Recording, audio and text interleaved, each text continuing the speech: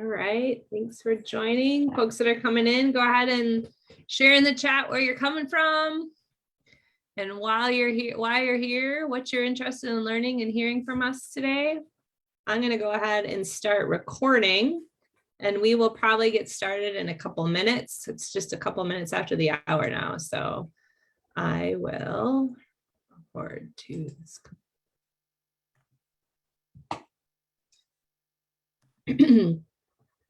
And if you are joining us and you don't appreciate the transcript rolling at the bottom of your screen, if it's distracting to you, you can turn that off if you want by clicking on the live transcript.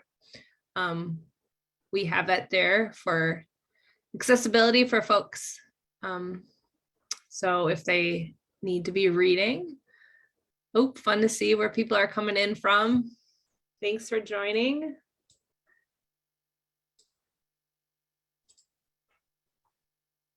And once again, if you're just joining us, let us know where you're coming from and what you're hoping to hear today and why you're interested in learning more about Window into COP and COP27. Oh my gosh, Pooja, I can see like a British calling booth behind you. It makes me feel so, oh my gosh, you're so in London. That's cool. Oh.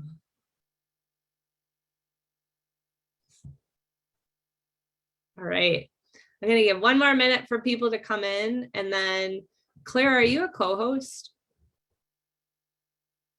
Let's see if I can make you a co-host in case there's like things to deal with as I'm starting to like share slides and things. Lauren's a co-host. Oh, thanks. You are now a co-host. Great. Awesome. Great. Well, welcome. I'm gonna start sharing my screen here and get going because we have a ton of folks to introduce and some content, and we also want to be able to answer any questions that people might have while they're here. Welcome to the 2022 Window into COP 27 delegation introduction and opportunity to learn a little bit more about our COP program. My name is Kristen Poppleton. I will be your host today, but more importantly, you'll be hearing from most of the delegates that we will be supporting as they head out to Sharm el-Sheikh, Egypt, November 6th to 18th. I'm the Senior Director of Programs of Climate Generation, and I'm going to tell you a little bit more about our organization in a second, but if you are joining us, it'd be great for you to go ahead and rename yourself so we know who you are, your pronouns, and as I was saying, also just share with us where you're coming from and why you're joining us. What are you interested in learning more about COP, about climate generation, about our delegates, and their hopes and aspirations as they head to the climate change negotiations in just a couple of weeks. I want to start by just acknowledging that we are coming to you from the occupied lands of the Anishinaabe and Dakota people.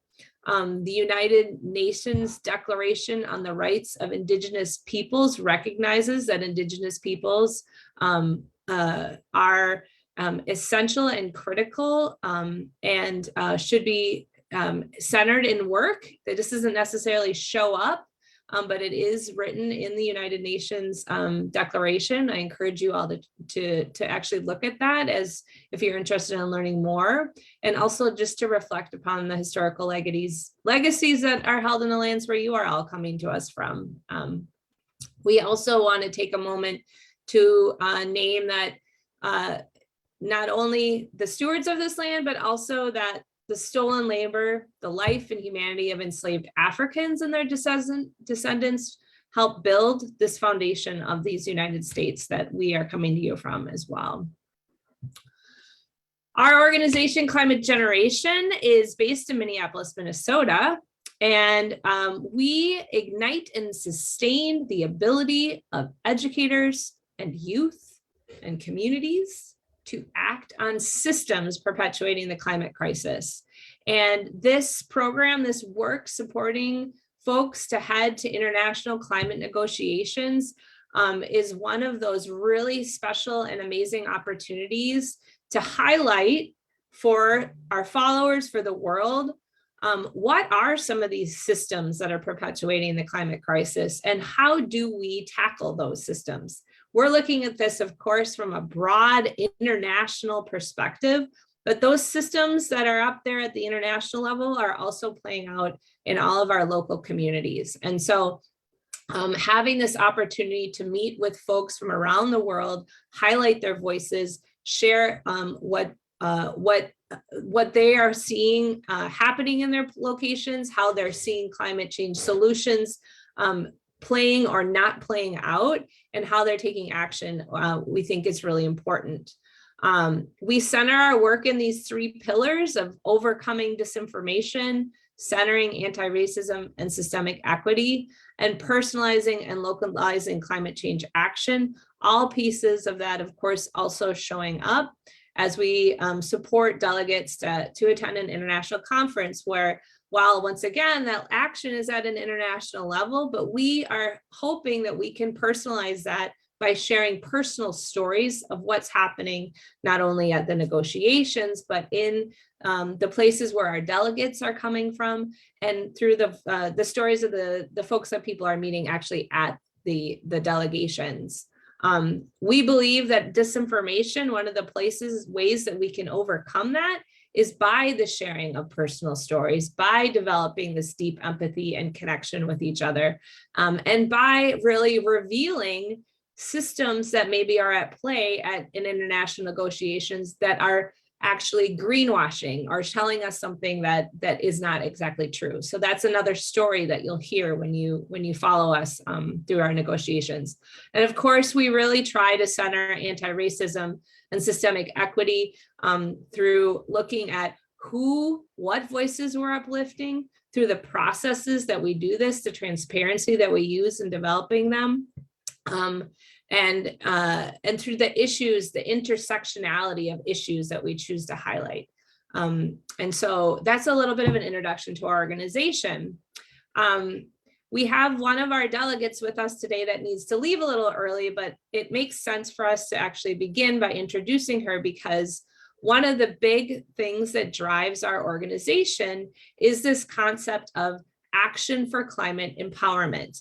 And Action for Climate Empowerment comes out of Article 6 of the United Nations Framework Convention on Climate Change and Article 12 of the Paris Agreement. And it's essentially the work that Climate Generation does and the work that we know is critical to accelerate the action on climate change. And so with that, I'm going to introduce Stephanie Heckman, the artist behind this lovely graphic, and have her talk a little bit about her work and how she's going to be helping us articulate this sort of wonky political high-level processes through beauty and through artistry. So Stephanie, please introduce yourself and tell us a little bit about this. Thanks, Kristen, and hi, everybody. And I'm sorry that I can't be here for the full call, but I'm really excited to meet you all and hang out with the delegates that are coming to Egypt. So my name is Stephanie, and I work as a visual facilitator. And what that means is that I come alongside groups, often at conferences, but also at trainings and meetings, basically anywhere where people come and think and talk together. And I capture the conversations in a visual way. And the reason I do that is, one reason, as Kristen mentioned, is to beautify the process and make it more pleasant to engage with really complex information.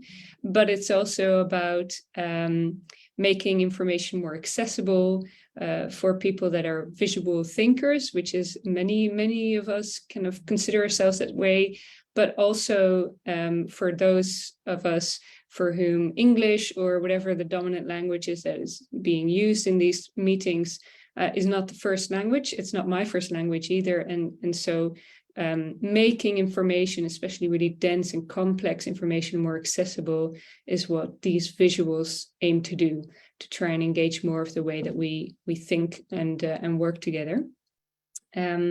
And so that's what I've been doing in collaboration with Kristen and Lauren from Climate Generation, with this graphic as well. And so this graphic tries to explain in one visual what Action for Climate Empowerment is all about, and the work that Climate Generation does and the other partners of the ACE coalition. Do you want me to say a bit about the graphic, Kristen, or do you want me to say something else about my my role at COP? Why don't you share your role at COP, and I might revisit the graphic a little bit later. Nice. Okay. So first of all, I met Lauren and Kristen last year at COP26 in Glasgow, and we got chatting. I've got a copy of it here on what became the COP26 visual report, which included watercolor visual summaries that I made of each day that I was there, just to capture my experience and my impressions of being there. And I'd not been at a COP before, and it's a very overwhelming kind of avalanche of information and emotion and all sorts of stuff that's going on there. And the aim was to capture all of this, document it in a way that was easier to engage with, and really gave a sense of what it was like to be there on the ground. So when I come to Egypt with y'all in November, I'll be coming alongside the delegation, or as part of the delegation of Climate Generation, and every other day I'll be a scribe for a day for one delegate of the Climate Generation delegation. And that means that I'll be coming alongside you on your journey through the day, joining you to sessions you're joining and having chats to hear what your impressions are and what you're experiencing and what thoughts and insights that's kind of bringing up for you. And then we'll be working on distilling that into a visual by the end of that day. And those visuals will be shared in the Climate Digest, isn't that right? Every other day. Yep, absolutely.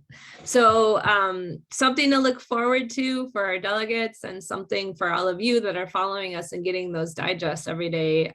It'll be, I think, just a real treat. And also, as Stephanie said, I know that I visually, something like this really helps me make sense of things. And I think that it'll be a really good sense maker for folks that are following as well. So thank you so much for joining us and sharing a little bit about your work. There will be other good things coming out of COP as well, that Stephanie is actually following.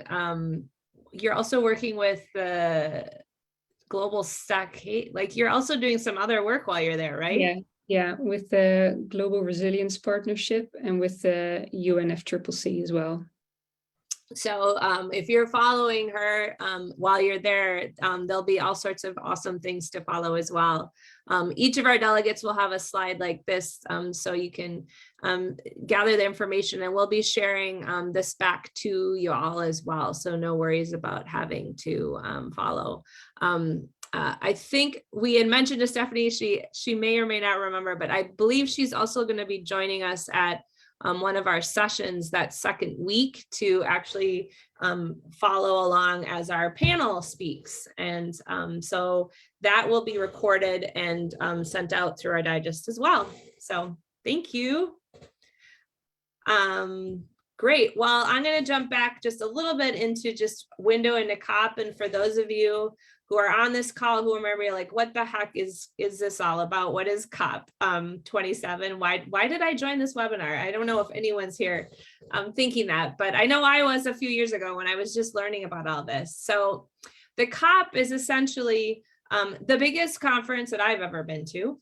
And what it, from a UN perspective, is it's the culminating conference every year through the United Nations Framework Convention on Climate Change to bring together all of the parties being the countries that have signed on to the United Nations Framework on Climate Change. There's 197, 198 of them. And to formalize processes, to make decisions, and to have civil society there and present to observe these processes, and in some ways influence them through meetings, through actions, through side conversations. And as was actually reminded to me today, something important to understand about these processes is these decisions are made through a consensus-based process. And so this is not a space where you can imagine 197 countries coming together to make a decision is not an easy thing. And so to some extent, it's a miracle, the things that do come out of these meetings. And we do try to frame them as not a place to think this is the end all be all of decisions, but this is a place for the important issues to rise up that the globe is facing, an important place for people to come together and have conversations about how they're taking on this issue in their countries, and an important place for those voices that need to be centered to really be included in communications, in decision making, and I'll talk about the themes of that in a second. And so that's the COP. As an organization, Climate Generation is accredited through the UN to send people to the COP every year. And so we have been doing that since 2010. My slide is, oh, there we go. It'll come through in a second. Through 2010, we're really very cognizant about who it is that we're sending, what voices we are sharing, and what solutions are really important. And so, as I mentioned, this Action for Climate Empowerment piece, this has been a real focus for us for a number of years now, including people that are really working on education, engagement, public participation, bringing this issue forward, making it in the whole of society, and using their voices to accelerate that action. Because we can decide as many solutions and actions as we want, but if we don't have people behind them, pushing them, they won't be enacted. And this is just sort of a visual of some of our delegations over the years. We've sent youth, we've sent educators, we've sent multi-sectors and business folks. And this year, I'm really excited to introduce you to the folks we're sending in just a couple of minutes. There's a lot of high level issues that of course play out at the COP. You'll hear a lot about them in the coming weeks. I pulled out 3 real themes that we like to think about.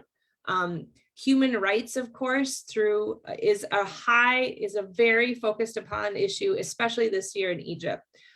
We think about human rights in terms of at a couple different levels. Human rights, fundamentally just as people having the right to participate.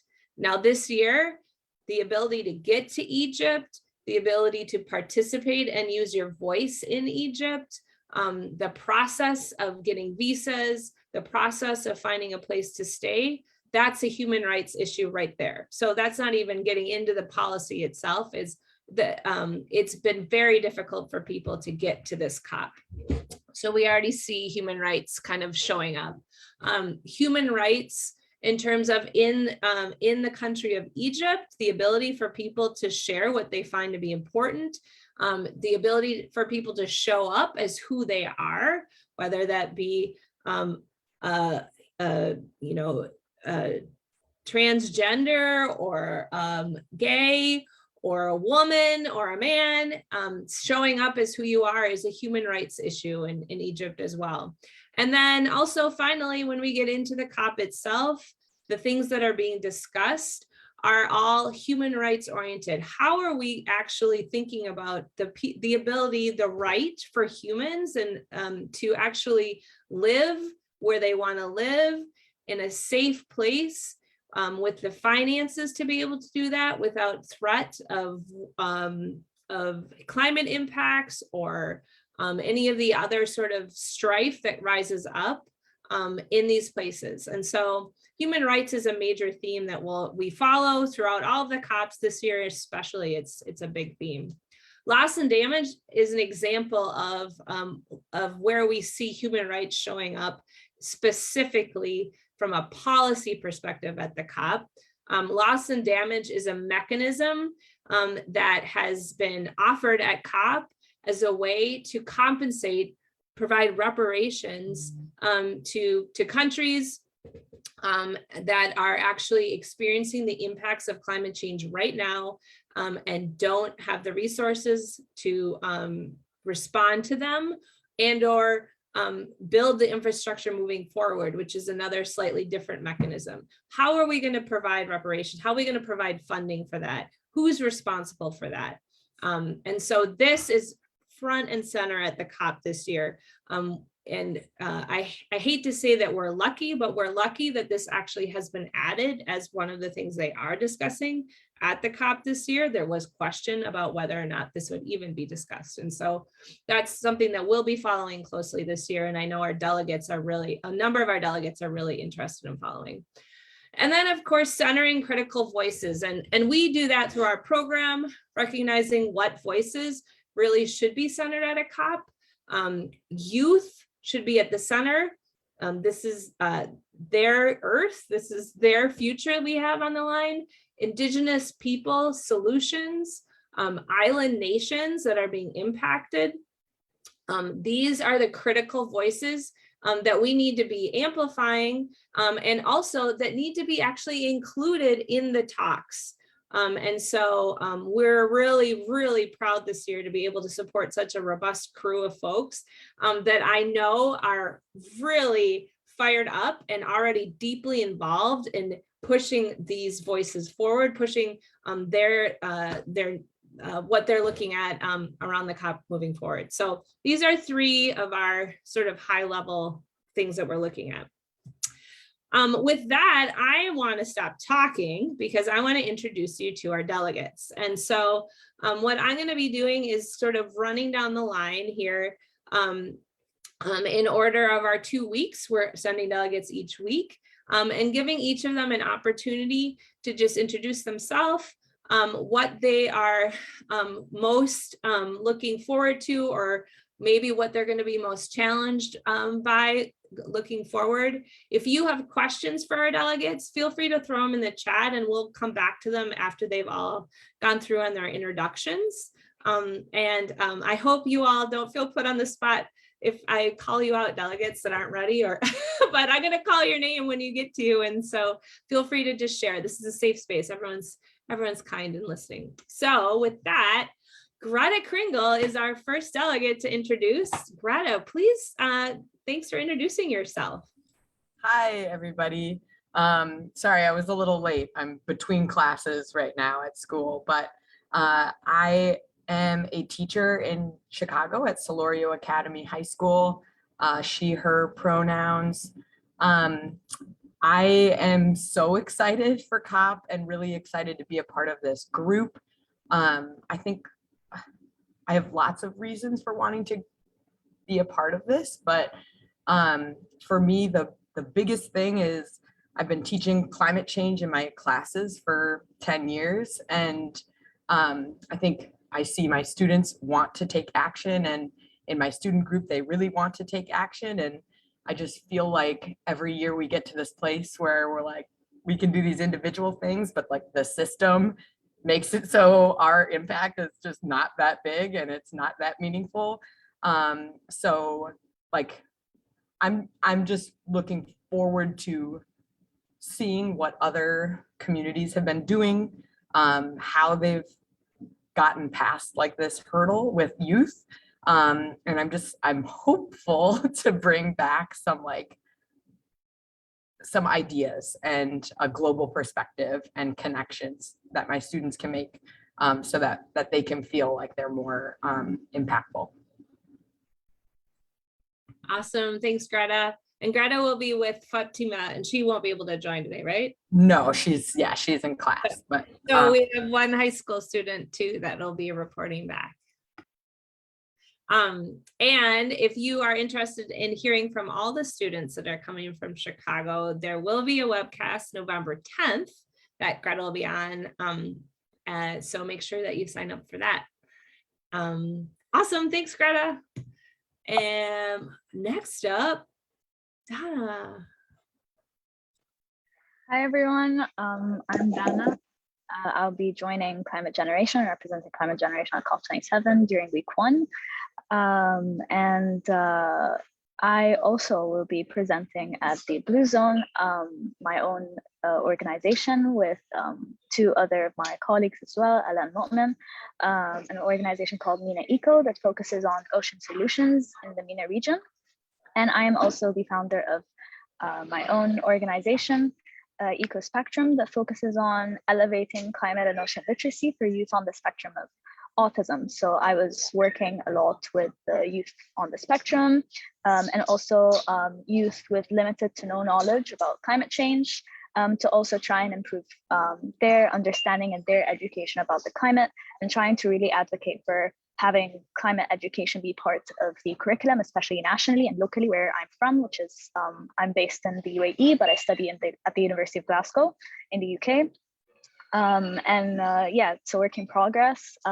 We're really trying to advocate for trying to increase climate education and trying to really have everyone know about the climate as kind of a typical and common knowledge that it currently is not.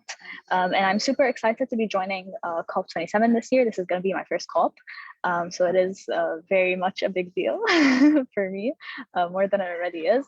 But I'm really hoping to try and increase Eco Spectrum's outreach as well as MENA Eco, and trying to really represent Climate Generation as much as possible, because I know that our values align very well, especially with their focus on education and trying to advocate for youth voices to be included at the table. It's all about inclusivity and all about accessibility as well, accessibility of resources and accessibility of the right resources to the right people. Yeah, I'm just super excited to join, and yeah, thank you so much for giving me this opportunity. Thanks, Donna. Sahela, take it away. Thank you. Hi, everyone. I'm Sohaila. I'm a current master's student at Stanford, and I've been a climate activist for a couple of different years. Actually, my original story started in Egypt because I was born there, and I was really I guess inspired by how my home community was being altered every year I'd visit. And it was kind of an eye-opening experience for me as a young person to realize that this has direct impact on people. And since then, I think a lot of my interests have been, of course, on youth activism. In 2018, I, along with young people around the US, put on the first youth climate march on Capitol Hill. But since then, I really have focused on climate and health. And that's something that I really hope to pinpoint when I attend COP, especially because it is such an undermined issue, as well as something that was actually brought into light because of the pandemic. I think communities that were disproportionately affected by the pandemic are parallel to the communities that are going to be affected or are already affected by the climate crisis currently and in the future.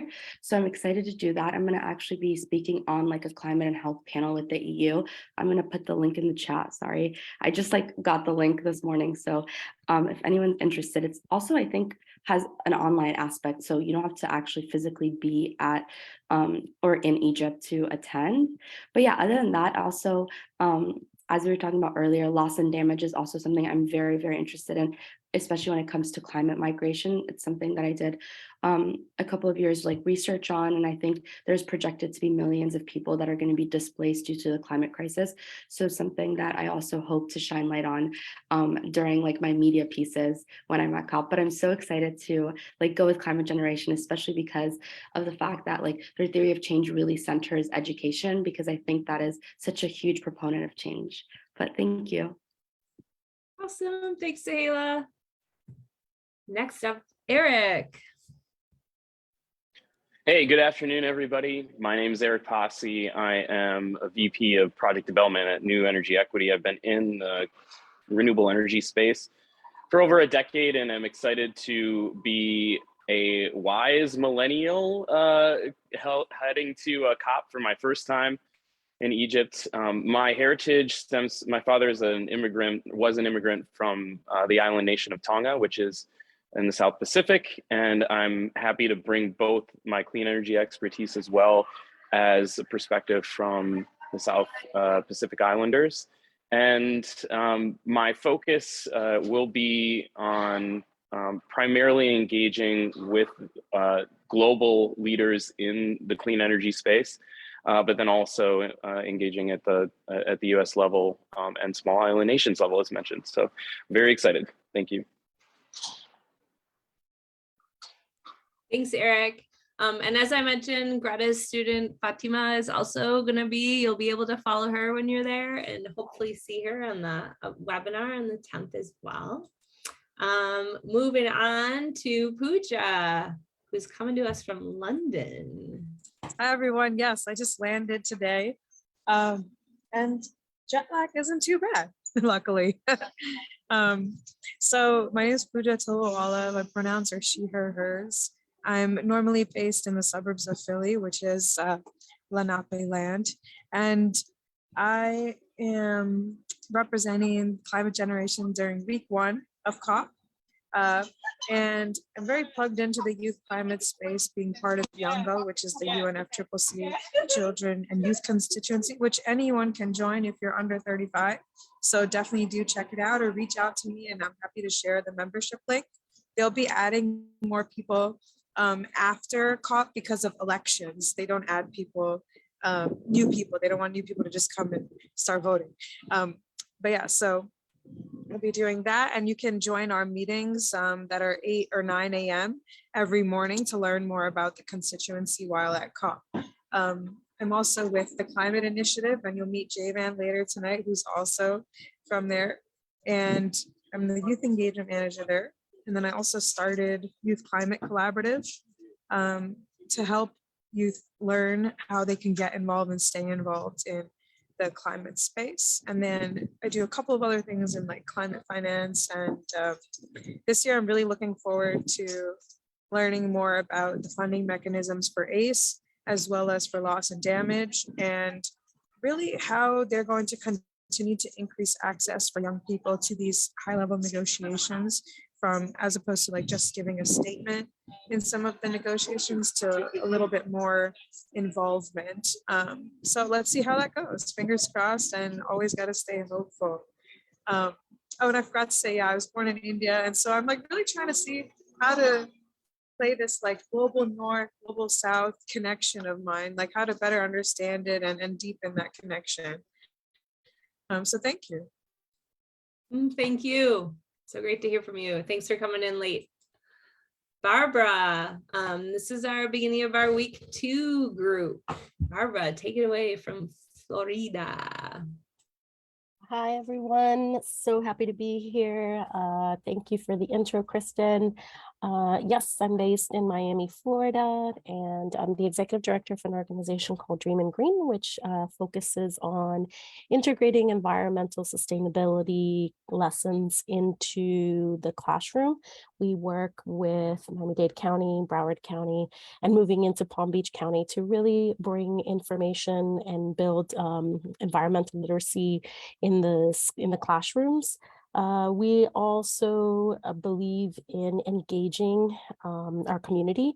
We know that there's a lot of misinformation out there, and it's hard to get important information about these issues. And living in Miami, we definitely feel the effects of climate change very personally, as many do too.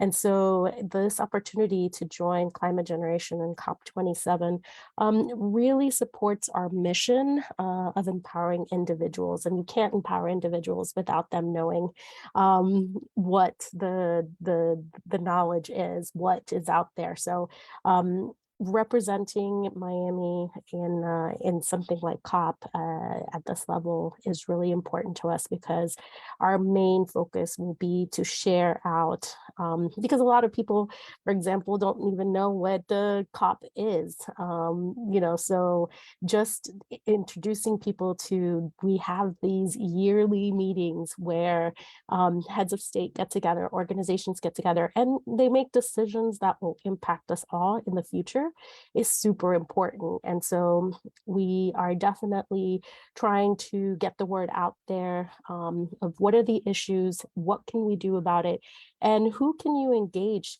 to help you in the solutions, because we can't do it alone. And so glad to be joining the second week, and we'll be sharing out a lot of what I see, hear, and learn. Thank you so much, Climate Generation, for this opportunity. Thanks, Barbara. I think Shondell had to drop off. She was having some technology issues. Is that right? Yeah. So Shondell will be joining us week 2 as well. Shondell's coming in from Trinidad and Tobago. And they are the lead on the International Student Environmental Coalition. And I hope that you get to hear from them from COP in one of the 2 opportunities that they'll be on a webinar as well as through the digest. And I will move it on to Susan Phillips. Hi, friends. Good to be in the space with you today. I'm Susan Phillips. I am 5 weeks into my role as the new executive director at Climate Generation. Excited to be here. Beyond excited that I get to be a part of the delegation traveling to Egypt for COP27. I'll be there in week 2. I am just getting ready for what Stephanie coined as the avalanche of information. And so going with few expectations and a big open mind and heart so that I can hear and see and be a witness to the voices of young people in particular.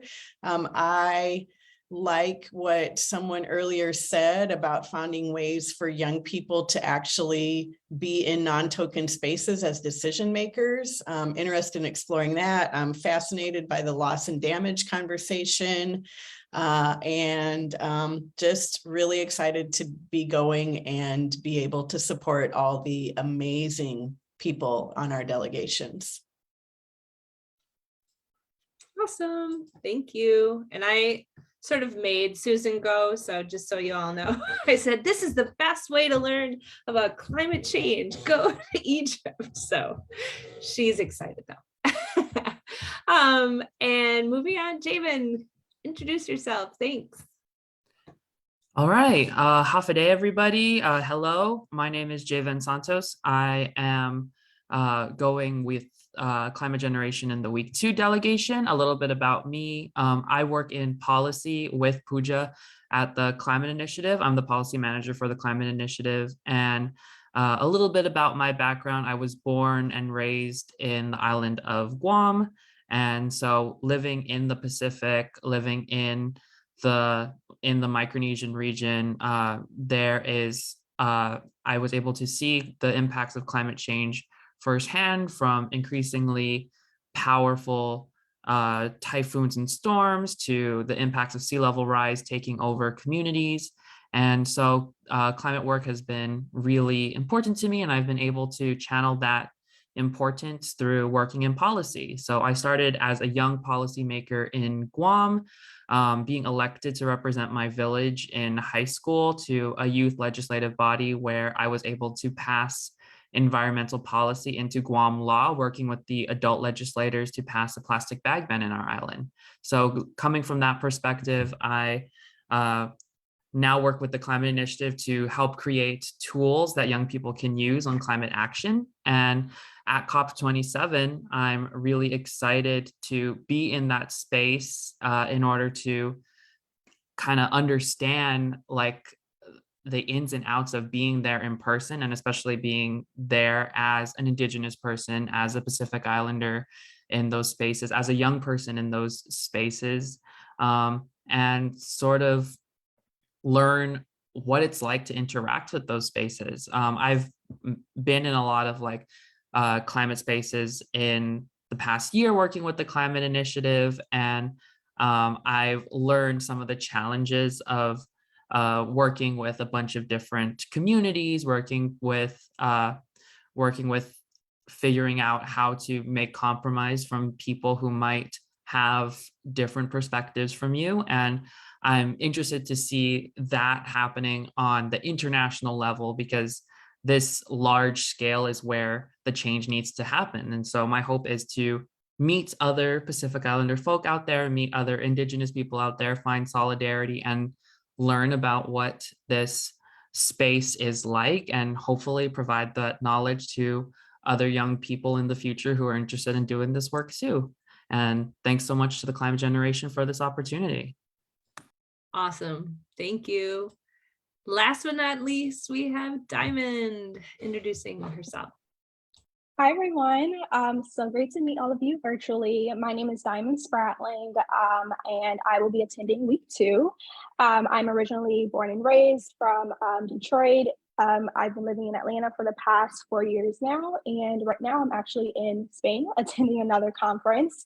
But I've been working at the intersection of environmental justice, health equity, racial justice for the past 7 years now.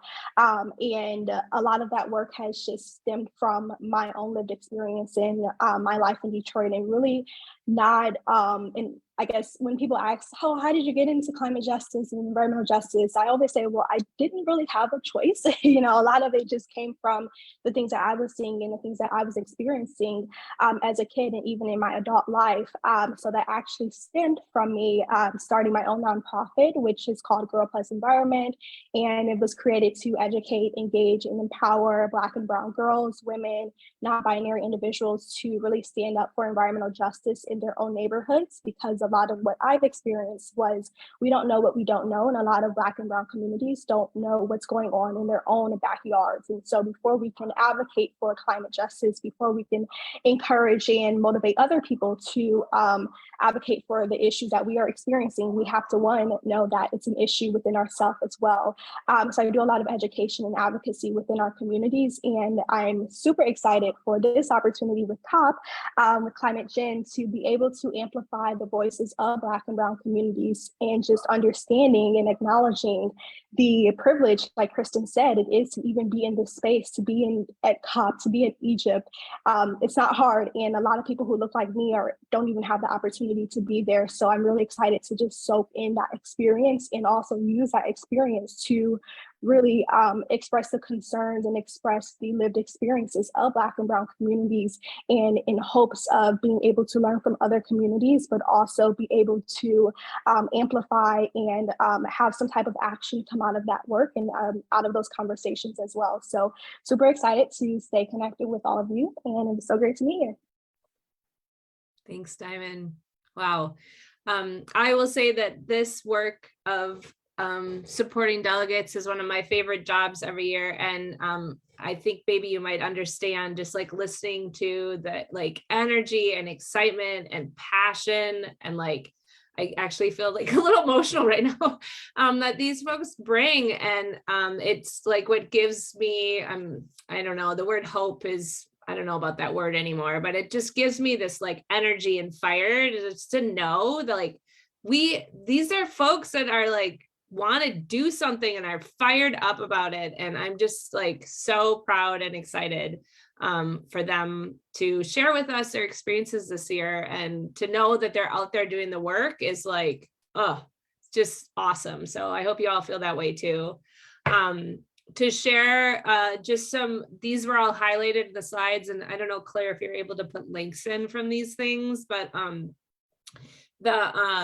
we have an educator toolkit if you're a teacher or you work with teachers that can help follow the COPs. And we'll be putting on webinars throughout the COP as an opportunity for you to hear from and join the high school. And we're hoping for classrooms to be joining our high school and live from COP webinars to bring their questions. And we'd love you to register for the digest as well. So lots of opportunities just from our organization to follow the COP. We are, as we mentioned, it's a real privilege to be able to attend COP this year. And we are still raising funds to support our delegates to attend and to seed this program to be able to support delegates like these going forward in years to come. So this QR code is there, but we can put the link in the chat as well if you're able to give or interested in giving to support them. And if you want to follow us in this way at COP, please, go to our website, follow us on Twitter, Facebook, all those things. And at this point, I just want to open it up to if there's any questions that people might have for our delegates. We still have 15 minutes left in the hour. I can pull open the chat now to see if any had popped in. But I also, if you want to raise your hand, if you know how to do that, I'm happy to call on folks that might have some.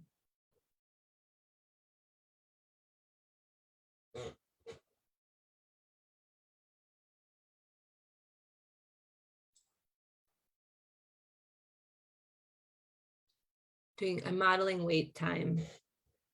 Greta would be proud of me.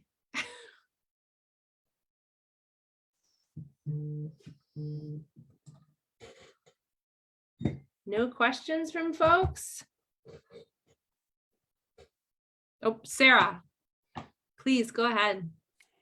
Thank you. Yeah. Hi, good afternoon. Thank you for these introductions, and I've learned a lot. I'm just curious about reconciling y'all's thoughts or anyone's thoughts about kind of reconciling the local versus the global scales and how you're kind of grappling with that. When I'm listening about this and kind of feeling overwhelmed by the scale of the COP and the conversations that are happening on that level. And so just curious, one, I guess that question about reconciling what's happening locally as well as what's happening globally, and any techniques or tools that y'all are hoping to use or already using to not get overwhelmed by the scale of what you're getting into. Thank you. I see Susan's got her hand up, ready to roll. Yeah, because this is on my mind all the time. And especially in my conversations with young people, because it is on that global scale level that it's easy to be overwhelmed and kind of fall into a pit of hopelessness. And so I borrow from a Detroit-based activist, Adrienne Marie Brown, on a regular basis, and the idea of fractals, and that small is all. And so if we trust that the universe scales things out, which we can see in science happens through fractals, then we just have to change our block, right? That's what I tell my son, who's 22 all the time. We don't have to change the world. We only have to change our family and our neighborhood. And then we trust that there are great people around the world who are changing their own neighborhoods and their own families, and that they will scale together up to a more global level. And so that's sort of how I reconcile it in my mind. And I'm really looking forward to hearing hyper-local stories while I'm at COP, and to be able to lift those up and amplify those, because those are the stories that don't make the 10 o'clock news, right? And that aren't in our regular, sort of media outlets. And so for me, it's really important to tap into those really local, really beautiful, brilliant stories of people doing great activism and building resiliency in their own communities, and learning how to trust that we are each doing that in our own little neck of the woods. Awesome. Jamin, you got an answer too?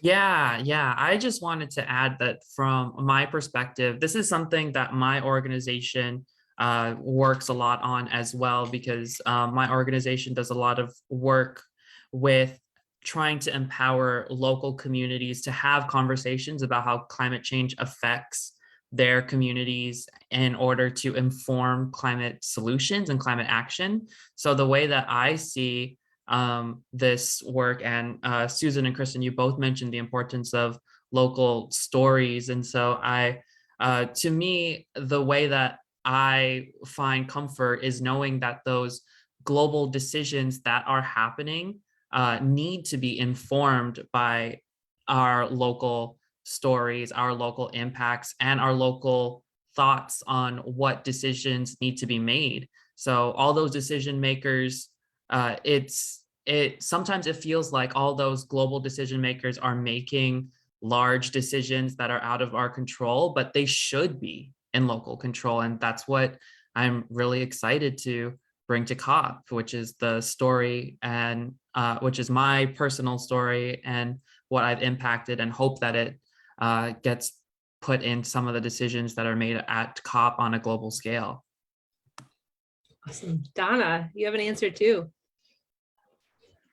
Yeah, I love that question. And again, this links a lot to what I do with my own organization, EcoSpectrum, is that we are trying, or I'm personally, the way I do it is that I try to educate myself about certain parts of vulnerable communities. I don't necessarily believe that I have to be part of the community.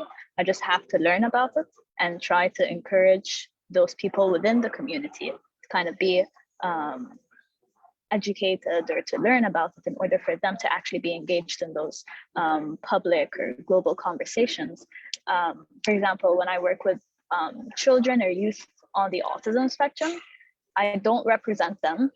In no way do I intend to, for example, speak on their behalf at all. I'm just doing my part, which is educating them about the global climate negotiations and what is really happening globally, and then try to give them that power and that passion that I have, and trying to kind of transfer it to them one way or another in order for them to actually be the people to talk about themselves, and then we can trust later that one day we're going to have this community represented at global climate negotiations and global climate discussions and conferences. So I think again, I love the quote by Susan, where you don't have to change the world, you just have to communicate and educate the people around you, your neighbors and your family.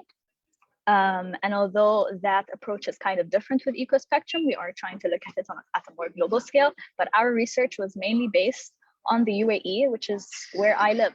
UAE is the second country in the world that has the highest rate of autism after Qatar. And we took that statistic and we tried to, I guess, try to educate ourselves about how climate can impact those children or those youth, and trying to make the most out of the very limited research that we have, and try to make the most out of it, and trying to do our part in educating them until further scientific research is there, until proper representation of the community is there, until global climate mitigation policies are put in place.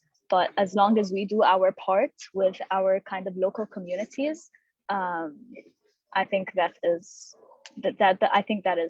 reconciliation for me. Thanks everyone for your great answers. Is there any other questions that people had?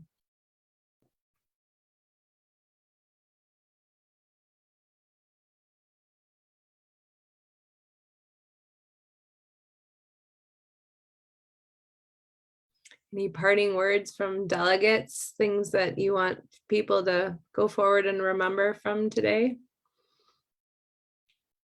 A couple of you had a chance to contribute, but I didn't know if anyone else had something they wanted to say before we took off. I just want to say that we're stronger together. And this year, I've been seeing a lot of nice, useful WhatsApp groups popping up, Slack, Signal, to coordinate efforts.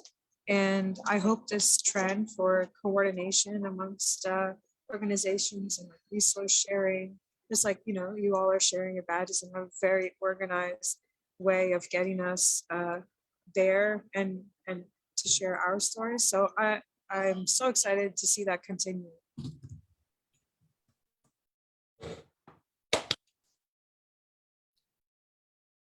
It looks like we've got a whole meetup of high school youth coordinated just through the chat in the last 5 minutes here too. So we are stronger together. Amen to that. All right, well, thank you all for joining us today. I hope you share the word that we've got some really interesting stories to follow over the coming weeks. And I hope this gave you a little fire in the belly just to hear from some amazing folks that are headed to Egypt. And we wish you all luck. Of course, I'll be in touch with you, but we'll be thinking, know that there's a whole bunch of people that are following you and thinking about you. That's always a fun thing to know too. So. All right. Well, take care. Have a lovely afternoon, everyone. And we will see you online in the future.